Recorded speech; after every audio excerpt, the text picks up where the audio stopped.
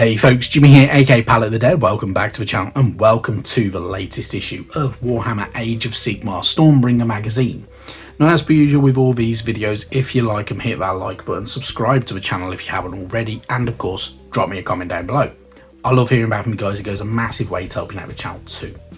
Now, obviously we're in the kind of the death throes of this magazine now, so we're on issue 71. We have a paint issue. It is our last paint issue, if I remember rightly. We get two paints, obviously. Colia Green Shade. It's decent. It works very, very well. You can use it for kind of shades on things like your good old Oryx and such like that if you wanted to. Obviously, for the 4th edition of Age of Sigmar, you can utilise it on things like Warpstone and such like that when you painted up Skaven. Yeah, it's all right. It's not a bad shade. I do use this occasionally, not very often, in all honesty. I think I used it as a bit of a kind of a shade for turquoisey kind of colours, if I remember rightly. I might be wrong on that, I can't remember anymore. But yeah, anyway, moving on, the other paint we get is Night Quest or Flesh. Obviously, this is a darker flesh tone. You will utilise it on some characters here and there and some certain fleshy tones and such like that. Yeah, I must admit I do use this. It's very, very sparingly, but you know, a spare pot is always pretty decent to have. Moving into this week's issue though, first off we are greeted by the Ossiarch Bone Reapers. So the Ossiarch Bone Reapers are monstrous constructs of bone and loyal servants of Nagash, who created them as an entirely new form of unlife. They seek to expand their elite forces by constructing more warriors from bones that they extort from the living and souls that they capture from their fallen enemies. Where possible, they will use negotiation, albeit at the point of a sword, to levy a tithe of bone on surrounding populations. However, they will not hesitate to recover their due using force whenever the strict terms of their agreement are not met or whenever they encounter resistance to their demands. So, Ossiarch Bone Reapers, one of the newer forces from the Forces of Death and one of the more unique ones to the Age of Sigmar.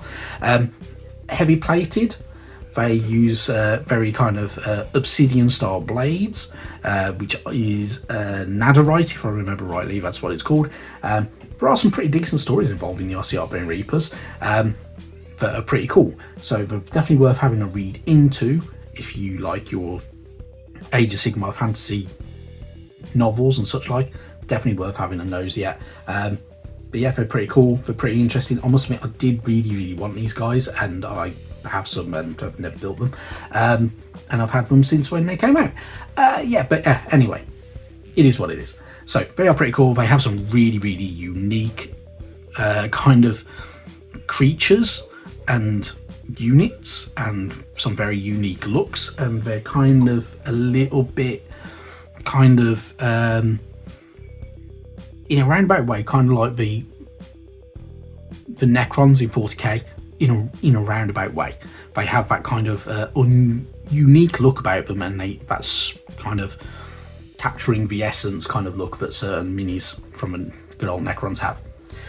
Anywho, enough rambling about that. Fury of the Deep. Fury of the Deep was another one of the battle boxes that you used to be able to get, which evolved the Iden of Deepkin and the Fire Slayers. So you got Thrallmaster Kaskalan and Flamekeeper Yaelgar. So when the sounds of fighting first reached him, Flamekeeper Yaelgar thought that his people's ancient enemy, the Skaven, were attacking. Ancient combat with this very foe had racked the magma hold in which he stood, when I can speak, and he feared that the fortress's terrible secret was about to be revealed. That it sustained damage and that any attack would swiftly overcome its crumbling defences. Yaelgar took up his axe and discovered, to his horror, that it was the Iden of Deepkin that were attacking. So, the Iden of Deepkin have attacked good old Fire Slayers, although they are from the same pantheon of order. They do occasionally kind of decide to try and raid the souls of dwarves, because Iden for you. One of the Gottfried Gurnason novels actually is all about that, so which is a pretty decent novel. It's a pretty good one, so it's definitely worth looking at, kind of picking up, downloading on Audible or something like that. But yeah, it's actually a pretty good one and pretty interesting because the Ideneth use a lot of special tactics, and one of their tactics is that when they're fighting after their raids, people generally kind of forget that they had been attacked by Ideneth Deepkin, and they forget the Ideneth even exist and such like, and which is, yeah, nuts, but really, really cool, and only really Gotrek kind of keeps any kind of memory of it. So yeah, you get a bit more information about them, including Death from a Mist, Surprising Waters, and Flood of Fire, because this is a battle box, so it has a bit of information about all of that, which is pretty cool, and where that narrative led to. That narrative was from the Soul Wars, I believe. I might be wrong on that, because they don't really do the battle boxes very often anymore. You get the main box, you get some army boxes, and that's pretty much it. Which, in all honesty, in my opinion, is better for the game. Instead of getting all these battle boxes, just carry on the way you are. Ideally, what they should do is release the books as supplemental books throughout the course of the edition, give you some new kind of scenario books and such like that, so you have a narrative to play through if you wanted to.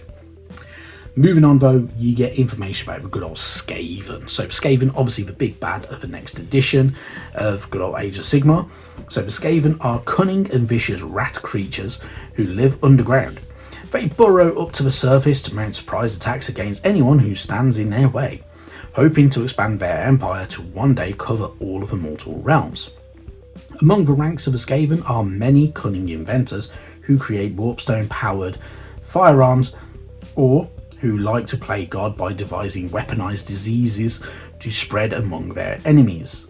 So, Skaven obviously have many facets. They have Clan Scryer, they have Eshin, they have the Verminus, which is one of the kind of the newer, broader ones, Pestilence and such like. So, pretty cool stuff. They also utilise the Council of 13, which are the 13 kind of leaders, well, 12 Skaven leaders, should I say, which are known as Lords of Decay. They held a symbolic 13th place for the Great Horned Rat, which is their god that they praise and respect and everything like that. And they make decisions that kind of affect the advancement of the Skaven Empire. And there's a lot of backbiting, kind of subterfuge, and assassination attempts of their own kind, because Skaven are gonna Skaven, aren't they? Anywho, moving on to the other page, you get a bit more information. So you get the Master Clan, you get the clans Verminus, clans Eshin, clans Molder, clans Scryer, clans Pestilence are your main clans. And then, yeah, there are sub kind of groups in there, and there are also Grey Seers within there, which are part of the Master Clans more than anything. So, Grey Seers are kind of like your mages, your wizards and such like. Really, really cool stuff. Pretty damn good. And yeah, genuinely interesting to find out more about the Skaven. Then you got your paint guide. So paint guide, as you can see, using your Night Quest of Flesh, obviously using it as like a dry brush if you're going over things like your Sylvaneth with it, gives them a bit of a different colour. Using it for things like leather work and kind of fur work and such like that, and even utilising it on dark skinned faces. So if you have gone for darker tones, darker flesh tones, Night Quest or Flesh can bring out the little highlights on them as well. So pretty cool, and it can work as long as you're careful with it. You can work very, very nicely. Then you get more about how to kind of build up your paint layer, so using things like Dawnstone over things like your edge of black leather and such like that, and things like coals and stuff like that, and embers that you might see in certain kind of pieces. Using Wraithbone for highlighting on certain things. It's entirely up to you if you go about doing it that way though. You can do though, it does work very, very well. And then all your other colours as well. So it's a very, very kind of highlight heavy kind of set of pages really. So it's all to do with your highlights and the edge highlights and such like that, to kind of bring out that colour and make your colour pop in your minis. And obviously because if you've been following the guides, you've been going over it week by week. So you may be going back to some minis that you haven't painted for a long, long time. And it's all about bringing those to kind of life a little bit better with your colours and the newer paints and such like, especially now that we've pretty much had every paint that we're going to get from the magazine's run. And when you're done, you might have something looking similar to that, which does work very, very well. It's pretty good. It's not too bad. Yeah, it's pretty decent. It is what it is. It's pretty decent. The only thing I will always disagree with, if you've painted Hobgrots, the kind of green colour, I still don't like that. I still find that horrible to look at. Too much green. You need something to break it up. But anyway, really, really cool, and it does work very, very well. So if you are following the guide and you've been following it very carefully, this will still work very, very well, and you should have some really, really nice looking minis at the end of it. Then we move on, we get battle traits for our Kharadron Overlords, so all to do with sticking to the code and such like that, and they're kind of expanded rules. So they're articles, amendments, and footnotes, so all to do with kind of building up with them and getting them going and such like. Then we get our battle pack for the week, so the last stand. So this is our final set of battle plans going into the last 10 issues. So we get a quest to establish a new city as Sigmar was always going to be fraught with danger. So with this one, we get how to use the battle pack itself. Fallback is our first mission, where I can learn to turn a page, and you are utilising 3 heroes, 5 troops, like we did last week, and it's a very, very slightly different. So you're using 1, 2, and 4 of your battle mats, and it works very, very weirdly. So you are kind of pushing through realm gates. That is the idea behind it, and kind of going through that way. It's a weird way of doing it, but it works, and obviously it's a battle, so it does teach you to play the game. Obviously some of the game rules will change, and some of the way the battles play and such like will change over time because of the 4th edition, which is available to pre-order from Saturday, which should be really, really cool. Just expect a bit of a pain in the backside to get on Games Workshop's website. So yeah, it is what it is. Anywho, next week, issue 72, Bastion Carfloss, a fantastic mini, really, really cool. A general, a leader, a super cool mini. Genuinely one of the nicest sculpts for Stormcast Eternals. The week after though, issue 73, Oricard boys, and we get quite a few. So you're getting 10 in total. Yeah, pretty damn cool. Not gonna lie, if you want a big heavy hitting Oric army and you want loads of good old Iron Jaws, try and get yourself a couple of copies of that issue, because then you can have a really bulky army. But yeah, really, really good stuff. Obviously there are a lot of changes to come.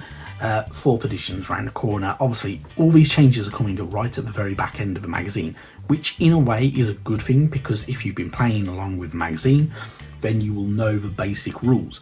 The rules are changing, and War Scrolls are changing, and there's some other bits and pieces that are changing, so the way you assemble armies will change. So you have a leader and you have regiments. So you have a regiment which will involve a leader unit and up to 3 other units. So whether you've gone for Stormcast Eternal, so that could be say the Knight Arcanum, for instance, and you could have your Stormstrike Chariot as part of your regiment. You can have your Vigilors as part of a regiment, and you can have Vanquishers as part of your regiment, and that's your regiment done. Your general can have up to 4, if I remember rightly. So you can have, say, Bastion Carfloss, and you can have Vigilors, Vanquishers, Vindictors, and I don't know, whatever else you want. So pretty cool stuff. Really, really, really interesting. Obviously there's a lot more to it than that. There will be a new video in the near future, probably around the launch of a new edition, where I will go through my picks of what I personally would pick out for an army. Obviously the way it's designed is spearhead boxes are your new kind of thing, so kind of like combat patrol boxes for 40k, where it's you have a leader unit and then you have enough to kind of get going with a campaign, and then you build off of them boxes. There will be a video based on that, kind of like my Getting Started series that I did not long ago. However, I'm going to explain it and I'm going to go into it a bit differently and go through building regiments instead, because I'm obviously a glutton for punishment. Anyway, that is it from me. Thank you very, very much for watching, and yeah, I'll see you sometime soon. Bye bye now.